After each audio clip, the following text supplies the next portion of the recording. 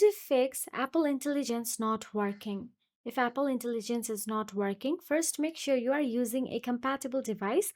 Apple Intelligence currently only works on iPhone 15 Pro, 15 Pro Max, 16 Pro, 16 Pro Max running iOS 18 developer or public beta. So first of all you have to do is go to the settings from the iPhone's home screen. Then once inside the settings, all you have to do is tap on the general option available in there. Then inside the general, you will get to see software update option available. Simply tap on the software update. Inside software update, make sure that you are running the latest version of the beta or iOS version. Then once you are running the latest version, which is iOS 18.x, whichever is available, then once done so, go back to the settings general again,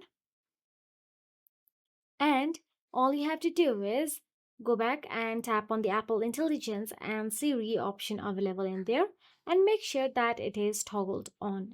Then tap on the language option available and switch your iPhone language to English US, as many AI features are only available in US English for now.